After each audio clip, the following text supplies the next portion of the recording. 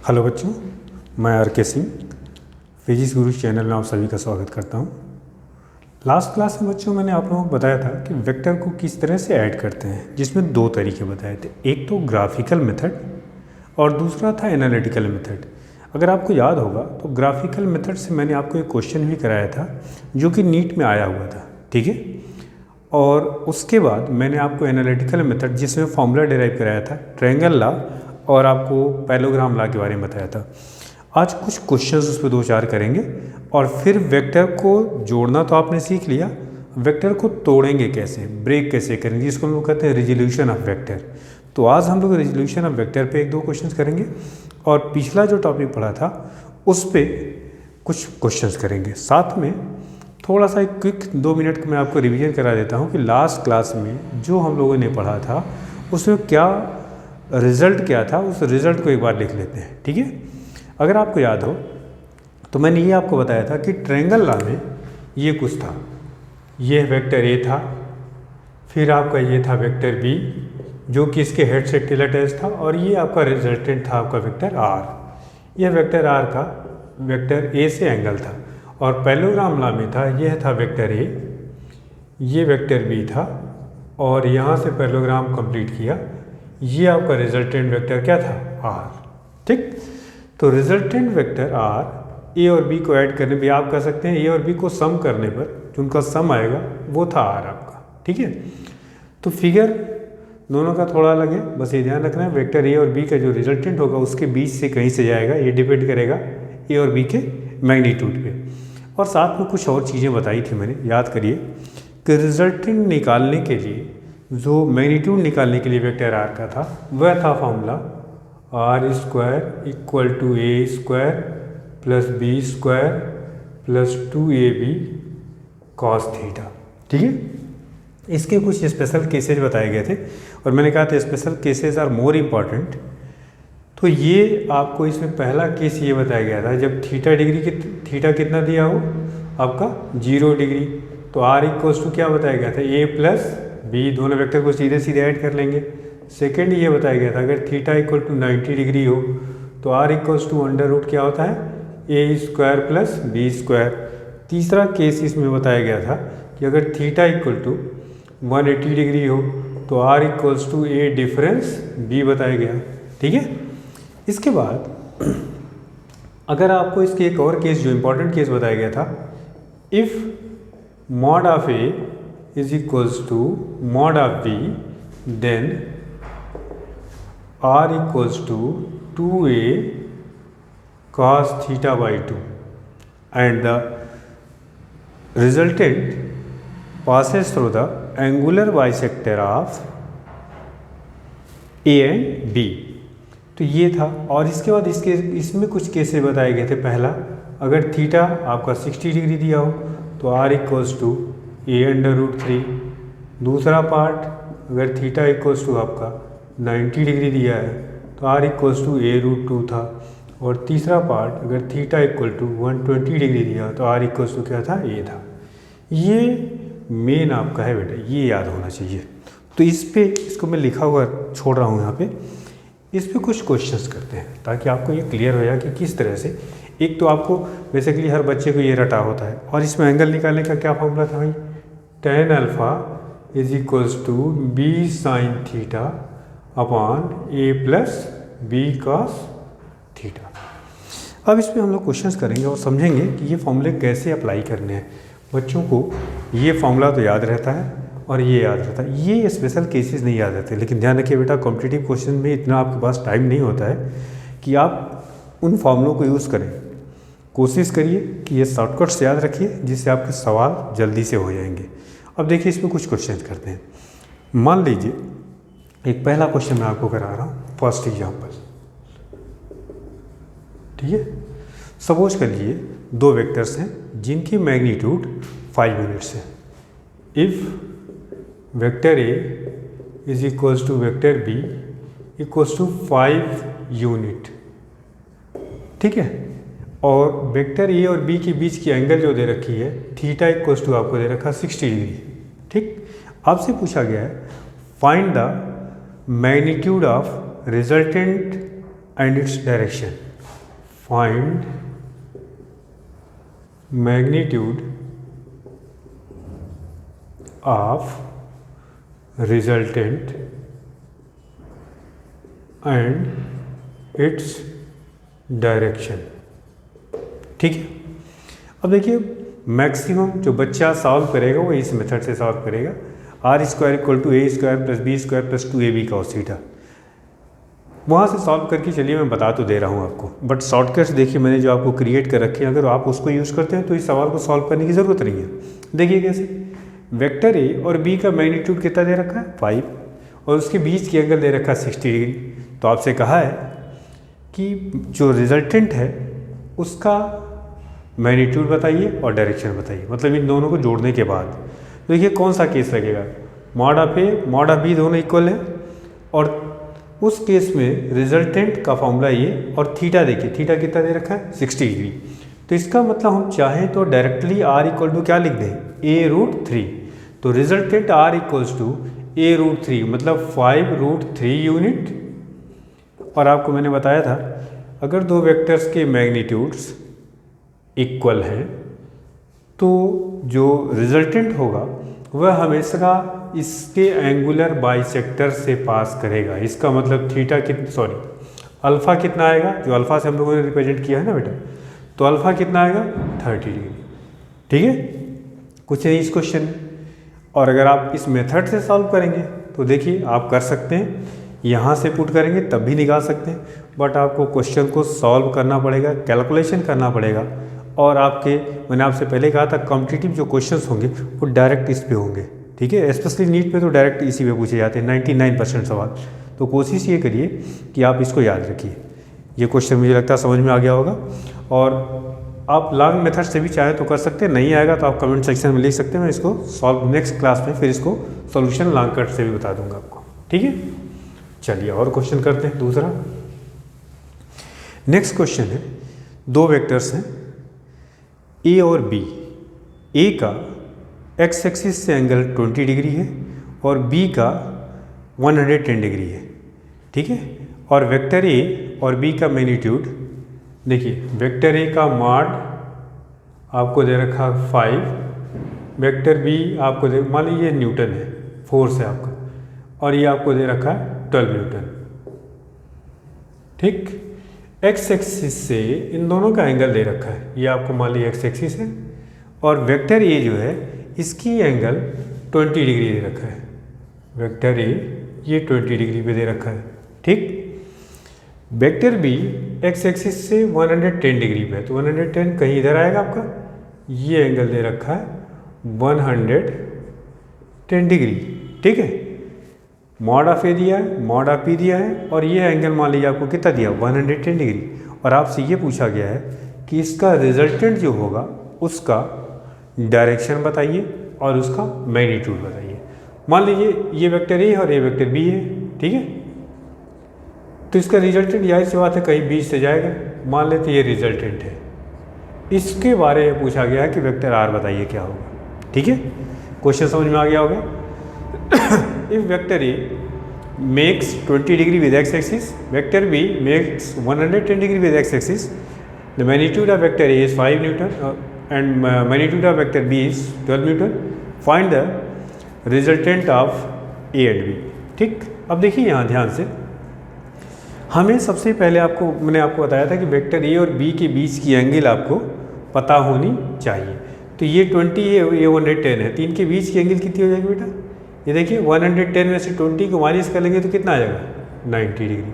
ठीक है, इसका मतलब ये हुआ वेक्टर ए और बी के बीच की एंगल कितनी हो गई 90 डिग्री, और ए का मैग्नीट्यूड ये है और बी का मैग्नीट्यूड ये है। बी का मैग्नीट्यूड कितना है 12। ठीक है, और ए का कितना आपको दे रखा है 5 न्यूटन। क्लियर, तो एक चीज़ यहाँ ध्यान दीजिए, ए और बी के बीच में अगर 90 डिग्री है तो कौन सा फॉर्मूला लगेगा, ये देखिए special case R equals to, तो रिजल्टेंट आपका आ जाएगा √a² प्लस b²। तो √5 का स्क्वायर कितना हो जाएगा 25 प्लस 12 का स्क्वायर कितना हो जाएगा 144, ऐड करेंगे आप इसको 169, दिस इक्वल्स टू कितना आ जाएगा 13, चूँकि ये न्यूटन है तो क्या हो जाएगा 13 न्यूटन। क्लियर, तो r इक्वल्स टू आपका आ गया 13 न्यूटन। अब आपसे डायरेक्शन पूछा गया है, तो डायरेक्शन के लिए क्या बताया गया था, देखिए इसी फॉर्मूले में अगर थीटा आप 90 रखेंगे तो साइन 90 कितना हो जाएगा 1 और कास 90 कितना हो जाएगा 0। तो ये tan अल्फा इक्वल टू हो जाएगा यहाँ से tan alpha equals to B upon A, that is 12/5। आप इस आंसर को ऐसे भी लिख सकते हैं alpha equals to tan inverse 12/5। देखिए बिना कैलकुलेशन किए हुए आप चाहें तो इनके जवाब दे सकते हैं क्वेश्चंस के, लेकिन ये तभी जब आपको शॉर्टकट्स याद हो, ठीक है। तो आपको समझ में आएगा शॉर्टकट्स की कितनी ज़रूरत है। कोशिश करिए बेटा कि इसको लर्न करके रखिए ताकि आपका टाइम एग्ज़ाम में बचे। जब तक आपकी एक्यूरेसी और स्पीड कॉम्पिटिटिव एग्ज़ाम में अच्छी नहीं होगी आपका सिलेक्शन नहीं हो सकता है। तो ध्यान रखिए इन सब चीज़ों को, ठीक है। आइए और क्वेश्चंस करते हैं। ये तो दूसरा एग्जाम्पल था, एक दो क्वेश्चन और इस पे करें हम लोग। मान लीजिए example number 3, third example. Suppose कर लीजिए दो फोर्सेज आपको दे रखे हैं 10 और 10 न्यूटन के, कुछ इस तरह से। एक ये है आपका 10 न्यूटन और दूसरा ये 10 न्यूटन। ये एंगल आपको दे रखा है 60 डिग्री, ठीक है।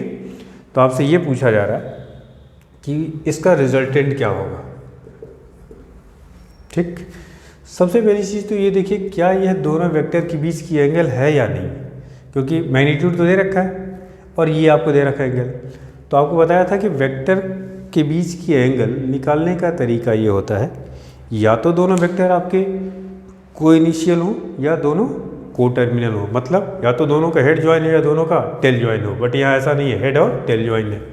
तो आपको सिखाया था कि वेक्टर को अगर मैं डिस्प्लेस कर दूँ या शिफ्ट कर दूँ बिना डायरेक्शन चेंज किए हुए, मान लीजिए वेक्टर, इस वेक्टर को मैं इधर ड्रॉ कर दूँ, ठीक। तो ये 60 है तो ये एंगल कितनी हो जाएगी 120 डिग्री, ठीक है। अब ये आपका एक वेक्टर हो गया, दूसरा ये हो गया, जिसकी वैल्यूज कितनी है 10 न्यूटन। अब इन दोनों वेक्टर्स के बीच की एंगल कितनी है 120 डिग्री। अब बताइए क्या इस क्वेश्चन को सॉल्व करने की ज़रूरत है? नहीं, वेक्टर ए और ये वेक्टर बी है, दोनों का मैग्नीट्यूड सेम और दोनों के बीच की एंगल कितनी है 120 डिग्री। देखिए दोनों का मैग्नीट्यूड सेम और थीटा 120 हो तो रिजल्टेंट क्या होगा बेटा ए के इक्वल। इसका मतलब सीधे सीधे इसका रिजल्टेंट आप लिख सकते हैं 10 न्यूटन बिना सॉल्व किए हुए। बस इतना याद होना चाहिए कि दोनों वेक्टर्स का मैग्नीट्यूड सेम हो और उन दोनों वेक्टर के बीच की एंगल अगर 120 डिग्री है तो उनका रिजल्टेंट जो होगा वह एक वेक्टर के बराबर होगा। दूसरा इसका जो रिजल्टेंट का डायरेक्शन होगा वह दोनों के बीच की एंगल ये क्या है 120 डिग्री, तो इसका रिजल्टेंट जो होगा कुछ इधर आएगा, ठीक है। और यहाँ से कितना एंगल बनेगा 60 डिग्री बनेगा। हमने आपको सिखाया था कि if the magnitude of two vectors are same then the resultant always passes from the angular bisector. तो ये आपको याद होना चाहिए। इसका डेरिवेशन भी मैंने कराया था, अगर आपको नहीं याद हो तो पीछे ट्रायंगल ला इसके लेक्चर 2 में आप देख सकते हैं, उसमें मैंने डेरिवेशन भी इसका बताया था आपको, ठीक है। चलिए एक क्वेश्चन और करते हैं, एक बढ़िया सा क्वेश्चन। एक चीज़ और ध्यान रखिए, यहाँ पे जो रिजल्टेंट है अगर दो वेक्टर को हम जोड़ते हैं, अच्छा देखिए अगर 3 + 4 लिखा हुआ है तो ये सभी को पता है कितना होता है 7, ठीक। लेकिन अगर मैं वेक्टर 3 लिख दूँ प्लस वेक्टर 4 लिख दूँ तो इसका सम कितना आएगा। अब 7 आ भी सकता है और नहीं भी आ सकता है, ठीक है। तो यहाँ देखिए वेक्टर के केस में चूंकि इनका रिजल्टेंट थीटा पे भी डिपेंड करता है तो मिनिमम जो वैल्यूज़ होती है दो वेक्टर को ऐड करने का रिजल्टेंट तब जब दोनों वेक्टर अपोजिट डायरेक्शन हो, मतलब थीटा की वैल्यूज़ कितनी होनी चाहिए 180 डिग्री। तो आपको सिखाया था a - b, और अगर दोनों एक ही डायरेक्शन में हो तो ये मिनिमम है बेटा किसी वेक्टर का ऐड करने पर, और मैक्सिमम कितना होता है r = a + b। तो ये ध्यान रखना है, दिस इज मिनिमम वैल्यूज़ और ये मैक्सिमम वैल्यूज़, इसके बीच में कुछ भी हो सकता है डिपेंडिंग अपॉन द एंगल। तो कभी भी रिजल्टेंट जो होता है, एक चीज़ ध्यान रखना आपको कि resultant of two vector always lies a - b, या मैग्नीट्यूड आप लिखें तो a - b ऐसे लिख सकते हैं आप, a - b r = r < a + b। तो मैग्नीट्यूड जो होगा रिजल्टेंट वेक्टर का, इसके बीच में कुछ भी हो सकता है, डिपेंड करता है ए और बी के बीच की एंगल क्या है। ये तब होगा जब थीटा की वैल्यूज क्या होगी 180 डिग्री, और ये तब होगा जब थीटा की वैल्यूज क्या हो 0 डिग्री। तो इस पर क्वेश्चंस करते हैं। इस पर क्वेश्चन आए हुए हैं, कई सारे ऑब्जेक्टिव क्वेश्चंस आपको मिलेंगे। जैसे अगर मैं कुछ ऑप्शन दे रहा हूँ, ठीक है, 4 पहला है 4 सेंटीमीटर, फिर आपका 16 सेंटीमीटर, ठीक है। दूसरा कुछ ऑब्जेक्टिव क्वेश्चन है ये, तो आप देखिए क्या होगा 20 और 7, सेकेंड ऑप्शन, ये सब कुछ सेंटीमीटर में ध्यान रखिएगा। तीसरा 1 और 15, चौथा 6 और 8। आपसे ये कह रहा है कि इसमें कौन सा पेयर ऐसा है जिसको हम, ये सब डिस्प्लेसमेंट है मान लीजिए, these are the displacement 4 centimetre 16 centimetre, vector quantity है displacement 4 centimetre 16 centimetre 20 centimetre 7 centimetre 1 centimetre 15 and 6 and 8। आपसे कह रहा है कि किस पेयर से रिजल्टेंट जो होगा वह 13 आ सकता है। रिजल्टेंट कितना आना चाहिए 13। तो कौन सा पेयर है ऐसा जो ये दे सकता है रिजल्टेंट, ठीक है।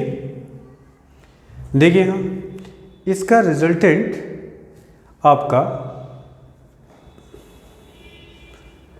किससे किससे हो सकता है, या आप ऑप्शन अगर एक टिक करना तो आपसे मान लीजिए पूछा जाए कि किस पेयर से 13 नहीं आएगा, ठीक है। तो अगर ये दोनों पेयर लेते हैं तो बेटा ये ध्यान रखिए इसका सम करिए कितना आएगा 14, और मिनिमम क्या आएगा 2। तो 2 से ले करके इसका रिजल्टेंट कहाँ तक आएगा 14 तक। देखिए 2 और 14 के बीच में आ रहा 13, इसका मतलब इस पेयर से तो आ ही सकता है रिजल्ट। इस पेयर से देखिए 1 और 16 हो जाएगा सम, और डिफरेंस कितना आएगा 14। इसका मतलब इससे जो रिजल्ट आएगा वह 14 less than R equals to R less than R equals to 16। क्या इस रेंज में आ रहा है ये 13, ठीक है, हाँ आ रहा है। 15 एक 16 हो गया, और नहीं बाहर हो गया आपका।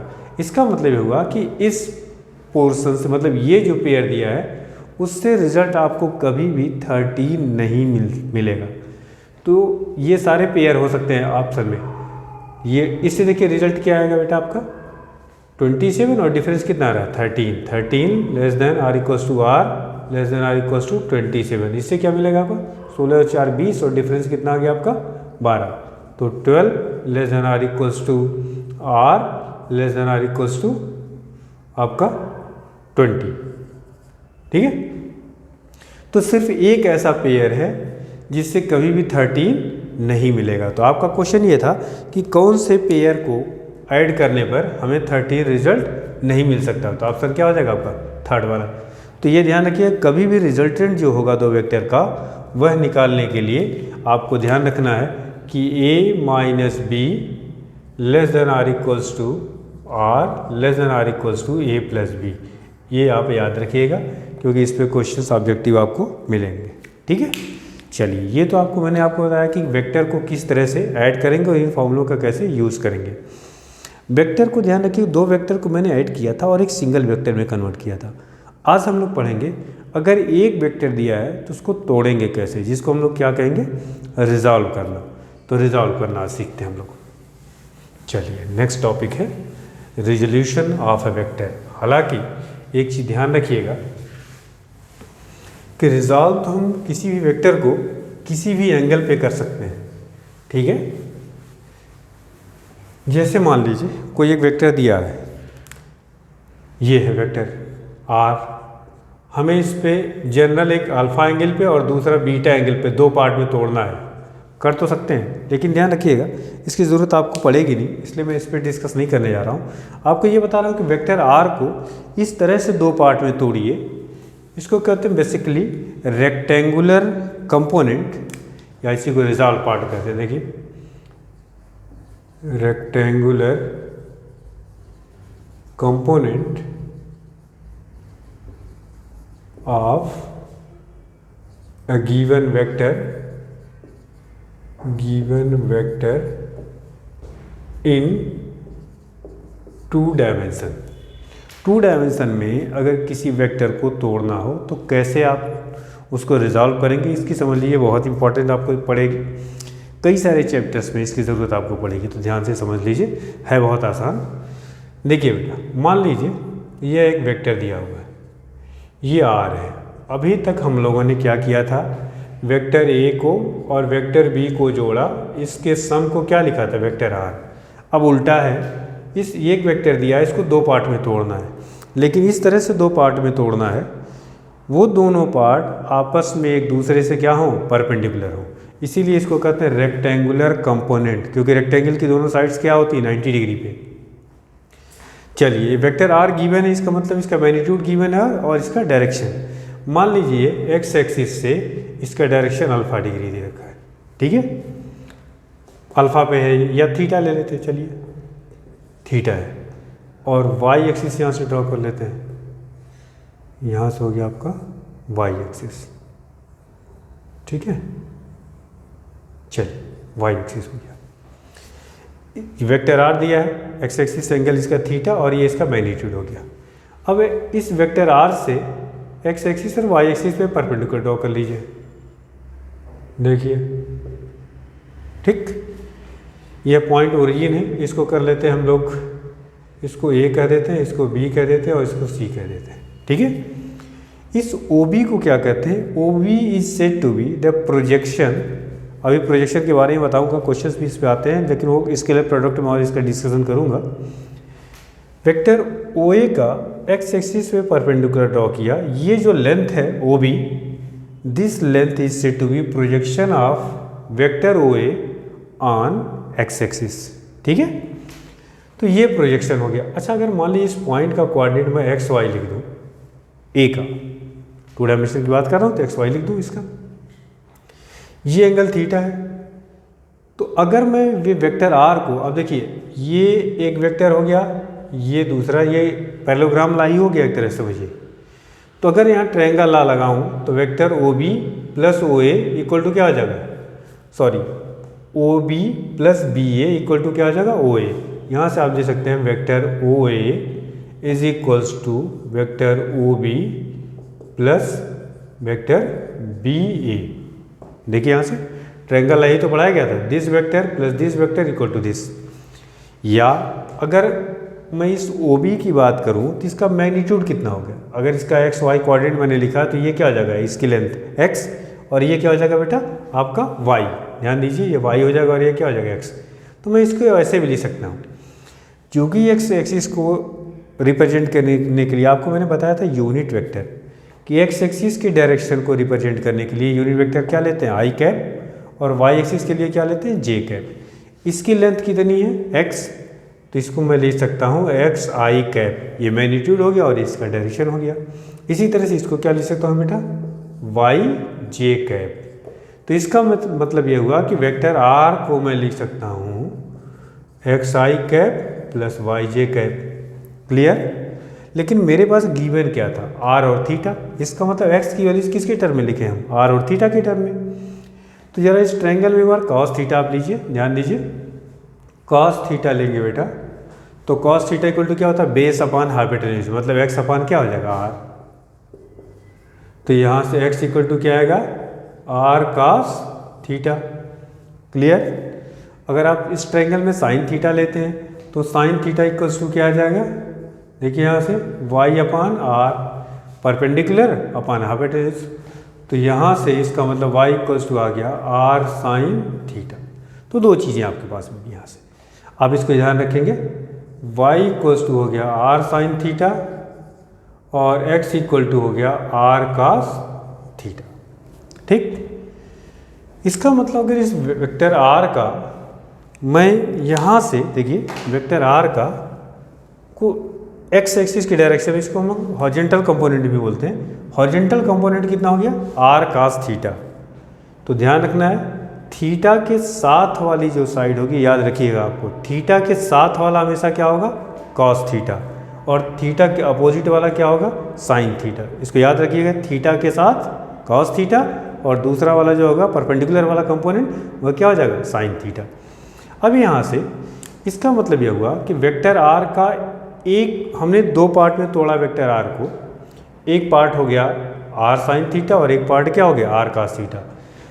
अगर इसका मैग्नीट्यूड आर कास थीटा और इसकी वैल्यूज कितनी होगी आर साइन थीटा, इसका मतलब अगर आर को मैं तोड़ रहा हूँ आर साइन थीटा और आर कास थीटा में, तो उनको अगर मैं जोड़ूँ तो दोबारा क्या आ जाना चाहिए आर।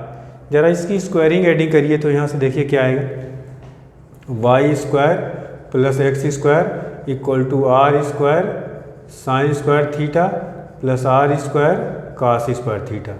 यहाँ आर स्क्वायर कॉमन ले लीजिए तो क्या आ जाएगा आपका sine square theta plus cos square theta, ये बना जाएगा।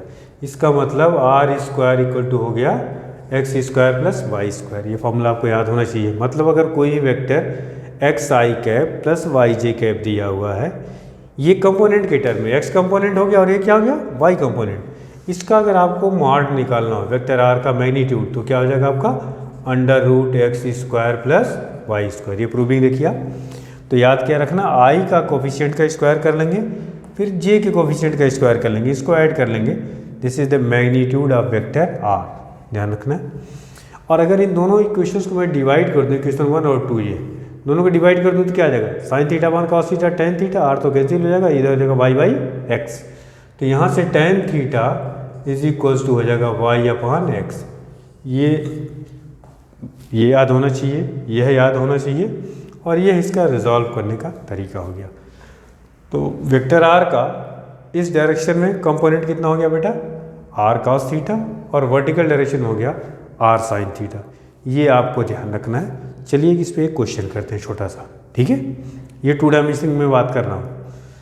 मान लीजिए आपने नोट कर लिया होगा इसको, सपोज कर लीजिए आपको नोट कर लिया तो मैं थोड़ा सा इसको रब कर रहा हूँ।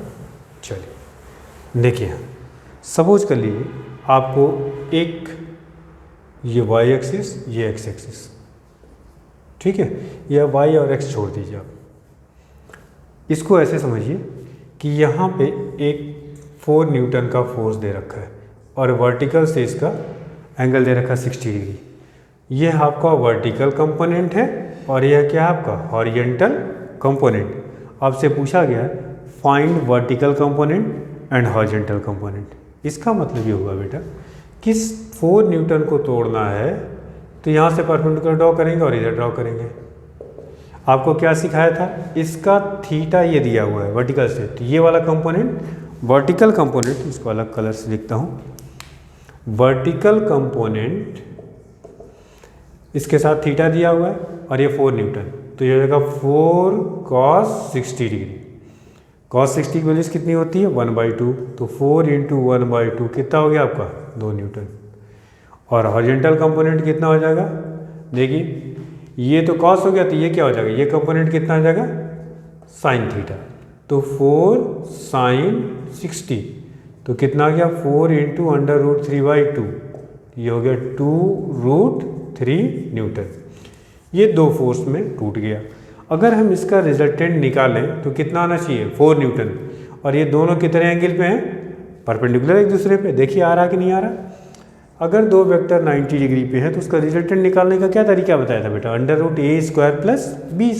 a² का मतलब कितना हो जाएगा 4, और प्लस b², इसका स्क्वायर करेंगे तो कितना 2 × 2 = 4, 4 × 3 कितना हो जाएगा 12, तो कितना आ गया 16, और 16 का अंडर रूट कितना आ जाएगा 4।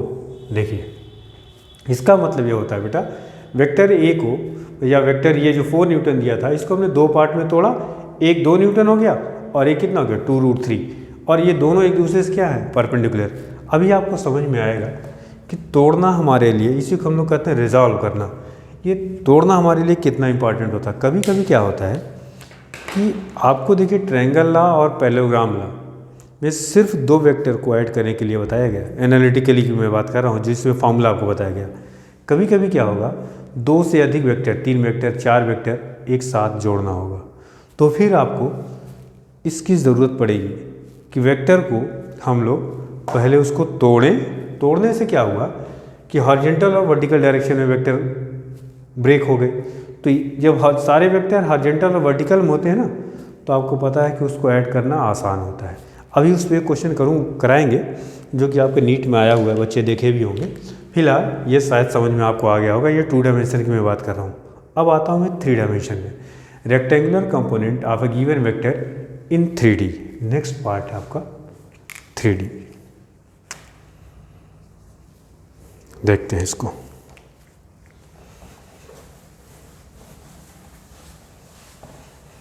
नोट करते जाइए बेटा क्वेश्चंस ये सारे, क्योंकि जो भी क्वेश्चंस मैं करा रहा हूँ वो आपके कंपटीशन के लिए और आपके कॉन्सेप्ट के लिए बहुत ही इम्पोर्टेंट है। तो इसको नोट करिए,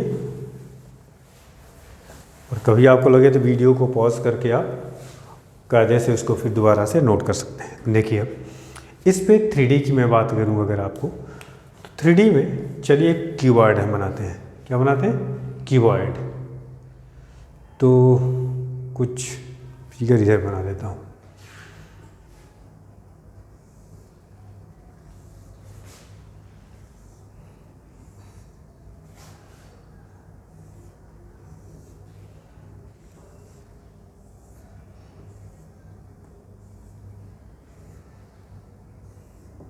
ये क्यूबॉइड हो गया। इसको एक्स एक्सिस मान लेते हैं, इसको एक्सटेंड कर दें वाई एक्सिस, और इसको एक्सटेंड कर देते हैं जेड एक्सिस। ठीक है, ये तो आपका ओरिजिन हो गया। ये कोई मान लीजिए, इसको अलग कलर से बनाता हूँ। ये मान लीजिए आपका वेक्टर, इस पॉइंट को मैं मान लेता हूँ ए। ठीक है, वेक्टर ओ ए है। अब इसको मुझे 3 कंपोनेंट में एक्स एक्सिस, वाई एक्सिस और जेड एक्सिस में ब्रेक करना है। ठीक है, चलिए ये आपका इस पॉइंट का कुछ नाम ए कर देता हूँ, इसको यहाँ लिखता हूँ। ये एक डायगोनल होगा इसका, इसको बी कर देता हूँ, इसको सी कर देता हूँ, इस पॉइंट को डी कर देता हूँ। सारे एक्सिस वाले पॉइंट्स को ड्रॉ कर देते हैं। ठीक है, अब एक चीज़ ध्यान दीजिएगा, अगर मैं इसको वेक्टर वी ए लिख दूँ, इसकी जो हाइट होगी वो इसके बराबर होगी। यहाँ फिगर से आप समझ सकते हैं कि B A vector is equal to क्या हो जाएगा बेटा? O D vector. ध्यान दीजिए, यही तो है ये आपका 3D में। क्लियर है? ये आपका वेक्टर आर है, ओ ए को मान लेते हैं हम लोग वेक्टर आर। इसी को मुझे 3D में तोड़ना है। ठीक है, इसको इसके कंपोनेंट्स निकालने हैं। तो अगर आप ध्यान से देखें तो यहाँ से ये ट्रायंगल आ लगा सकते हैं। O B plus B A is equal to क्या लिख सकते हैं? ओ ए। इसके कोऑर्डिनेट को फिर हम लोग ले लेते हैं एक्स, वाई और जेड, आपके लिए आसान रहेगा। ठीक है, तो यहाँ से आप देखिए ओ डी को, ये आपका जो वेक्टर आर है इसको लिख लेते हैं हम लोग ओ ए, या आप सीधे सीधे चलिए ऐसे लिख लीजिए O B plus B A equal to क्या आ जाएगा? ओ ए। तो आप ऐसे भी लिख सकते हैं vector O A is equal to vector O B plus B A. B A, देखिए अभी आपको ट्रायंगल लॉ में क्या बताया गया था? एक वेक्टर ये हेड, फिर इसका ये टेल और उसका ये रिजल्टेंट। ठीक है, बी ए को और हम क्या लिख सकते हैं? देखिए ओ बी को तो रहने देते हैं, बी ए को क्या लिख सकते हैं हम लोग? ओ डी लिख सकते हैं, ओ डी। अब ओ बी को तोड़ते हैं। ओ बी देखिए, अगर पैरेललोग्राम लॉ को देखें तो देखिए ये एक क्या बन रहा है? पैरेललोग्राम। ये उसका डायगोनल है। तो इसका मतलब ये होगा, इस पॉइंट को भी अगर हम कुछ मार्क कर दें, इस पॉइंट को मान लेते हैं हम लोग, क्या क्या लिया गया है? ओ ए बी सी डी, इसको ई कर देता हूँ। इसका मतलब वेक्टर ओ ई और वेक्टर ओ सी का रिजल्टेंट क्या है? O D. तो ओ डी को, सॉरी ओ बी, इसका मतलब ओ बी को मैं ले सकता हूँ ओ E plus O C plus ये आपका ओ डी। देखिए इसका मतलब ये हुआ कि मैं ओ बी वेक्टर को, since O B is equals to O E plus O C. अब यहाँ देखिए ओ ई का मतलब क्या हुआ? ये आपका एक्स डिस्टेंस है, ध्यान रखिए।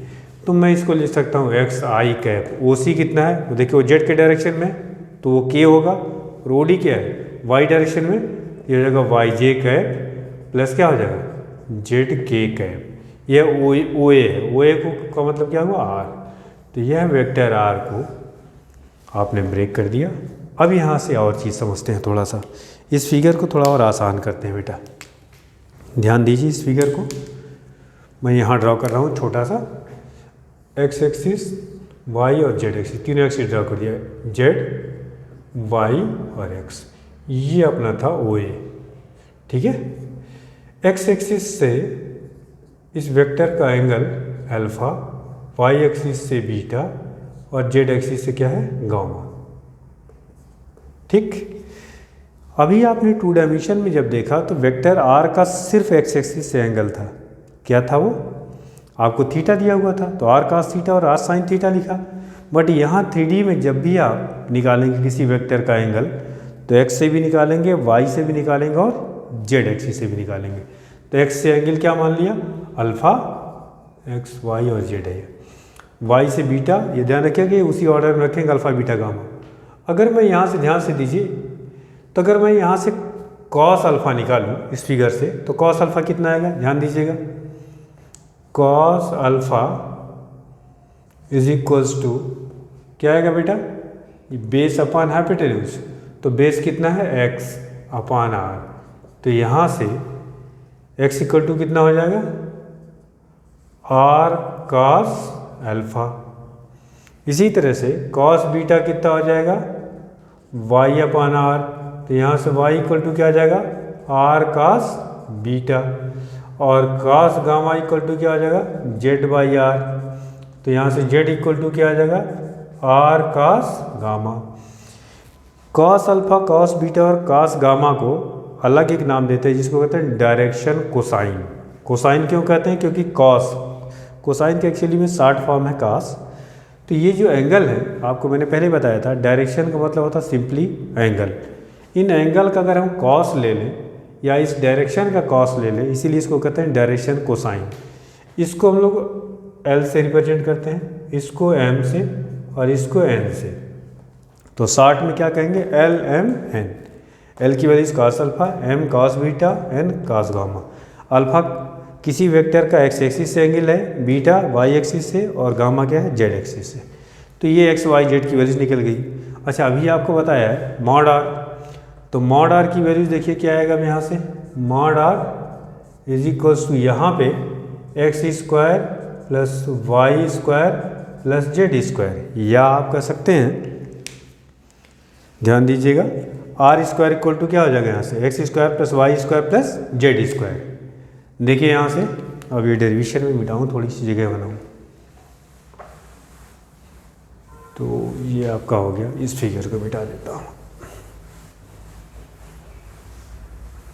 देखो बेटा,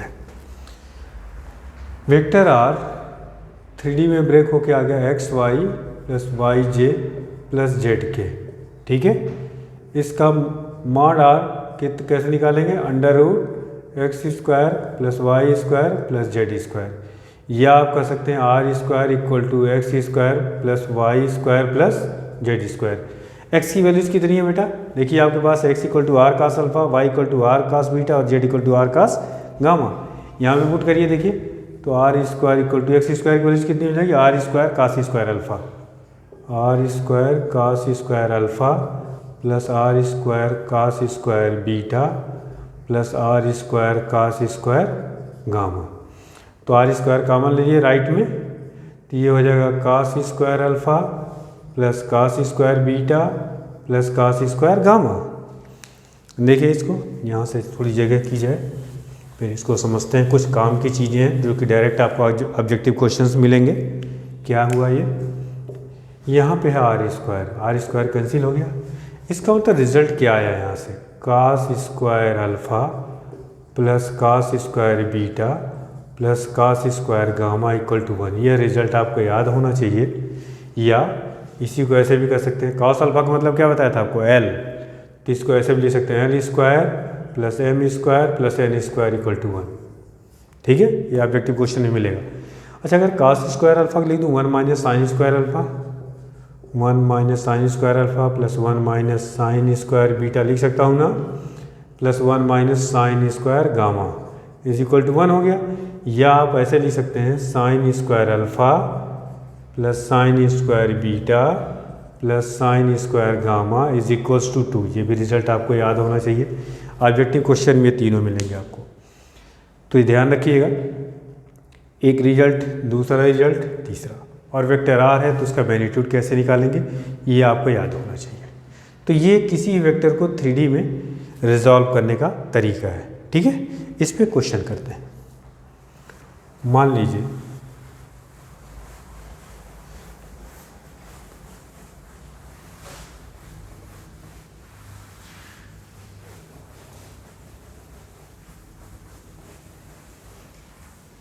क्वेश्चन ये है, वेक्टर ए इक्वल टू दिया हुआ है 3i plus 4j plus 5k। आपसे कहा है क्वेश्चन में find the magnitude of vector A and the direction of mod of vector ए, या आपको ऐसे ही पूछा सकता है find the magnitude of vector A and find its angle with x, y and z axis. तो अभी आपको बताया गया कि यहाँ से मॉड ए कैसे निकाला जाएगा, अंडर रूट आई के कोफिशिएंट का स्क्वायर, 3 का स्क्वायर 9, फिर 4 का स्क्वायर 16, 5 का स्क्वायर 25। ठीक है, तो कितना हो जाएगा ये, देखिए यहाँ से 16 और 9 25 और 25 50, तो ये आपको हो जाएगा अंडर रूट 50, तो कितना आ जाएगा ये 5√2। ठीक है, अब यहाँ पे मैंने आपको कहा था ये वेक्टर 3D में है, तीनों कंपोनेंट दे रखे हैं। ठीक है, तो इसका मतलब इसका x एक्सिस से एंगल जब निकालेंगे तो अभी आपको निकाला था cos alpha equal to x/r। x का मतलब देखिए कंपेयर करिए xi plus yj plus zk, ये है आपका वेक्टर ए। ठीक है, तो x की वैल्यू कितनी हो गई 3, तो ये हो जाएगा 3/r की वैल्यू आप निकाल चुके हैं, यही तो रिजल्टेंट है आपका। तो ये सॉरी मैग्नीट्यूड है वेक्टर ए का, तो यहाँ से आपका हो जाएगा 5√2। ठीक है, और cos beta is equal to y/, यहाँ पे फिलहाल इसको मॉड ऑफ ए लिखेंगे y/a, तो ये कितना हो गया 4/5√2, और cos गामा कितना हो जाएगा बेटा 5/5√2, ये कैंसिल होकर 1/√2। तो किसी भी वेक्टर का जो कि आपको तीनों कंपोनेंट्स दे रखे हैं, x कंपोनेंट y और z, तो उसका मॉड कैसे निकालेंगे और उसका फिर हम लोग डायरेक्शन कैसे कैलकुलेट करेंगे। ठीक है, चलिए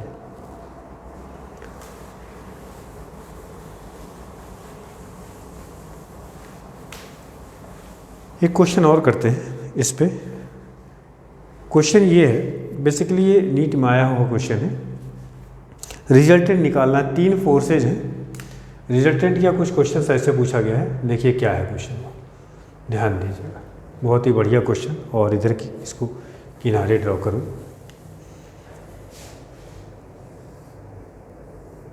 ये आपका मान लेते हैं x एक्सिस, y एक्सिस और z एक्सिस। एक ये फोर्स है 1 न्यूटन का। ठीक है, कितने का ये 1 न्यूटन, कितनी एंगल ये दे रखी है 60 डिग्री।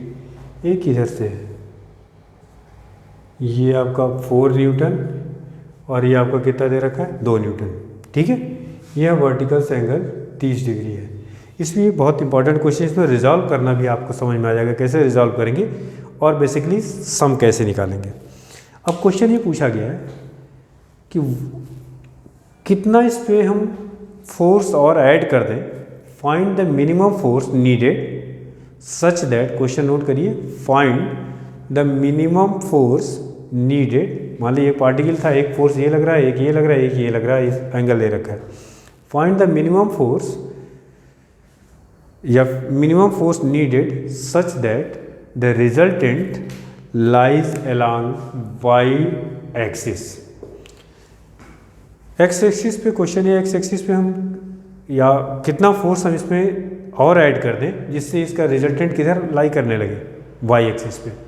तो एक चीज़ ध्यान रखिएगा बेटा, वेक्टर कोई भी अगर एक्स एक्सिस और वाई एक्सिस के लॉन्ग है तो उसको हम बोलेंगे सीधा वेक्टर है ये, और अगर एक्स और वाई के लॉन्ग नहीं है तो वो टेढ़ा वेक्टर है। और टेढ़ा वेक्टर को ध्यान रखिएगा, हमेशा उसको तोड़ने की ज़रूरत पड़ेगी। तोड़ने का मतलब क्या होगा, रिजॉल्व करने की ज़रूरत पड़ेगी। तो इस वेक्टर को अगर हम तोड़ें और इसको तोड़ें, इसको 3 वेक्टर हैं आपके पास, सबको तोड़ना है। ठीक है, कोशिश करते हैं, तोड़ते हैं। देखिए क्या लिखेंगे हम लोग इसको। तोड़ने से देखिए फ़ायदा क्या होगा, तोड़ करके फिर जोड़ेंगे, क्योंकि 3 वेक्टर हैं तो ट्रायंगल ला तो डायरेक्ट यूज़ नहीं कर सकते हैं, या पैरेललोग्राम तो यूज़ नहीं कर सकते हैं। तो इसको जब भी दो से अधिक वेक्टर हो तो सबसे पहले एक तरीका ही है, और भी तरीके हैं बट ये सबसे बढ़िया तरीका है कि उस वेक्टर को पहले हम क्या कर लें, तोड़ लें, मतलब एक्स और वाई एक्सिस के अलॉन्ग उसको ब्रेक कर लें। देखिए 1 का एक इधर का कंपोनेंट जो होगा, एक मिनट थोड़ा और बड़ा कर देता हूँ, 1 का एक्स एक्सिस के अलॉन्ग जो कंपोनेंट होगा बेटा वह इधर क्या आएगा, कितना आएगा 1 cos 60, ठीक है। और इसका इधर कितना आ जाएगा आपका 1 sin 60। क्लियर, ये तो हो गया इस फोर्स का इधर एक्स और वाई एक्सिस के अलॉन्ग कंपोनेंट। 2 ये देखिए 30 दे रखा है बेटा, तो ये कितना हो जाएगा, ये भी आपका कितना आ जाएगा 30, वर्टिकली अपोजिट एंगल। तो 2 का इधर का कंपोनेंट कितना हो जाएगा, देखिए आपको इसीलिए सिखाया था थीटा के साथ जो होगा वह कितना हो जाएगा cos थीटा, तो ये हो गया 2 cos 60 डिग्री। इसका इधर का कंपोनेंट कितना हो जाएगा प्लस 2 sin 30 डिग्री, सॉरी 60 रही है, ये 30 डिग्री है, ठीक है। इसी तरह इसको तोड़िए आप, देखिए इसको अलग अलग कलर से लिखता हूँ, सारे फोर्सेस को हमने तोड़ दिया। ये इसका इधर का कंपोनेंट कितना हो जाएगा प्लस 4 cos 30 डिग्री, और इसका एक कंपोनेंट इधर आएगा 4 sin 30 डिग्री। अब देखिए इतना कॉम्प्लिकेटेड फिगर करने की जगह पर थोड़ा आसान कर लेते हैं बेटा। अब आपके पास जो भी फोर्सेज हैं वो या तो एक्स एक्सिस के अलॉन्ग हैं या तो वाई एक्सिस के अलॉन्ग। देखिए एक तो आपके पास 1 cos 60 है प्लस 2 sin 30 है, वो इस डायरेक्शन में है। इस डायरेक्शन में क्या आपके पास आया है 1 sin 60 प्लस 4 cos 30। इस डायरेक्शन में क्या आया 2 cos 30। इस डायरेक्शन में कितना आया 4 sin 30। चलिए इसको सॉल्व कर लेते हैं। देखिए 1 cos 60 की वैल्यूज कितनी होती है 1/2, तो ये हो गया 1/2 प्लस sin 30 की वैल्यूज कितनी होती है 1/2, तो 1/2 इंटू 2 तो कितना आ गया 1, मतलब ये आपका आ गया कितना हो गया 3/2 न्यूटन। एक इस डायरेक्शन में हो गया। इसको सॉल्व करें 2 cos 30, तो ये कितना होगा 2 cos 30 की वैल्यूज कितनी हो जाएगी √3/2, तो ये कैंसिल हो गया, कितना आ गया √3। ये आपका आ जाएगा 4 इंटू 1/2, कैंसिल हो गया, कितना आ गया 2। यहाँ देखिए sin 60 की वैल्यू √3/2 होता है, तो √3/2 प्लस 4 cos 30 की वैल्यूज कितनी होती है, ये भी √3/2, तो ये हो गया 2 से कैंसिल, तो ये हो गया √3/2 प्लस 2/3, ठीक। और एक फिगर ड्रॉ कर लेते हैं थोड़ा आपको समझने के लिए। देखिए यहाँ एक फोर्स हो गया इधर 3/2 न्यूटन, एक इधर आपके पास हो गया 2 न्यूटन, एक इधर हो गया √3 न्यूटन, और इधर आपके पास हो गया 2√3 और प्लस √3/2 न्यूटन। अब समझिए अगर एक पार्टिकल एक फोर्स इधर 3/2 को तो 1.5 न्यूटन, एक इधर 2 न्यूटन, तो ये दोनों अपोजिट डायरेक्शन में है। और आपको सिखाया गया था अगर दो वेक्टर अपोजिट डायरेक्शन में हैं तो उनका रिजल्टेंट निकालने के लिए सीधे सीधे उनको माइनस कर लेते हैं। और किस में से माइनस करते हैं, हमेशा जिसका मैग्नीट्यूड बड़ा होगा। तो ये 2 बड़ा है, तो इसका मतलब एक फिगर इसका और ड्रॉ करता हूँ बेटा। देखिए यहाँ ये 2 न्यूटन है, ये 1.5, इसका मतलब इधर आ जाएगा 1/2 न्यूटन। इधर अब कोई फोर्स नहीं रहा, इन दोनों का रिजल्टेंट आ गया। देखिए इधर √3 और इधर कितना 2√3, तो ये बड़ा है, इसमें से √3 माइनस करेंगे तो 2√3 माइनस √3, तो ये हो जाएगा √3। ये आपका हो जाएगा √3 प्लस √3/2, ये बचा 2 फोर्स अब बचे। और आपका क्वेश्चन क्या था कि कितना फोर्स हम इसमें और ऐड कर दें जिससे इसका रिजल्टेंट, वैसे तो अगर अभी रिजल्टेंट पूछा जाए कि ये है एक ये है तो इसका रिजल्ट इधर कहीं जाएगा इन दोनों के बीच में, लेकिन क्वेश्चन ये पूछा गया है कि इसमें फोर्स हम कितना और ऐड कर दें जिससे इसका रिजल्टेंट वाई डायरेक्शन में आ जाए। तो अगर मैं इस डायरेक्शन में 1/2 न्यूटन अप्लाई कर दूं तो इसका और इसका रिजल्टेंट कितना हो जाएगा 0। इसका मतलब रिजल्टेंट किधर लाई करने लगेगा, इधर। तो ऑप्शन क्या होगा, आपका आंसर ये होगा कि 1/2 Newton in positive x direction. मतलब ये हुआ अगर 1/2 न्यूटन हम पॉजिटिव x डायरेक्शन में अप्लाई कर देंगे तो ये तो कैंसिल हो जाएगा क्योंकि अपोजिट डायरेक्शन हो गए, सिर्फ हमारे पास रिजल्टेंट वाई डायरेक्शन में आएगा। ये आपका सॉल्यूशन है और ये आपके नीट का क्वेश्चन आया हुआ है। बहुत ही बढ़िया क्वेश्चन, इसको ध्यान से करिएगा। अब देखिए 3 वेक्टर थे, 1 2 3, तीनों का रिजल्टेंट निकालने का तरीका क्या हुआ? ये तीनों टेढ़े वेक्टर थे, एक इतना, एक इधर, एक इधर। तो इनको जो तोड़ दिया तो सारे वेक्टर्स वाई डायरेक्शन में या एक्स डायरेक्शन में हो गए। अब अगर आपको देखिए, आपको पता है कि अगर दोनों वेक्टर सेम डायरेक्शन में या अपोजिट डायरेक्शन में, तो उसका ऐड करना आसान है आपके लिए। डायरेक्टली ए प्लस बी कर दे या ए माइनस बी कर दे। तो ये आपको समझ में आया कि तोड़ने से या जिसको कहें रिजॉल्व करने से, रिजॉल्व करने के बाद ऐड करना आसान हो जाता है। अब देखिए एक वेक्टर इधर, एक इधर, एक इधर, एक इधर, चारों को बना लिया। ये और ये अपोजिट डायरेक्शन में, इसका रिजल्टेंट निकाल लिया, फिर इसका निकाल लिया। अच्छा, अगर मान लीजिए इसका रिजल्टेंट ही निकालना होता तो ये वेक्टर और ये आपस में कितने एंगल पे? 90। तो रिजल्टेंट क्या होता? √a² + b² और आसान हो जाता। तो तीनों वेक्टर का रिजल्टेंट आ जाता। बट अपने क्वेश्चन में जो पूछा गया था उसका सोल्यूशन ये है। ठीक है बेटा, मुझे लगता है आपको समझ में आ गया होगा कि वेक्टर को किस तरह से हम रिजॉल्व करेंगे। अगले लेक्चर में हम लोग पढ़ेंगे वेक्टर्स का मल्टीप्लिकेशन। एक लेक्चर में पढ़ेंगे हम लोग डॉट प्रोडक्ट और दूसरे में पढ़ेंगे क्रॉस प्रोडक्ट। आशा करता हूँ कि आप लोगों के ये समझ में आ गया होगा। अगर फिर भी कोई डाउट है तो आप कमेंट सेक्शन में ले सकते हैं और अगले क्लास में उसका मैं आपके डाउट को क्लियर कर दूँगा। Thank you.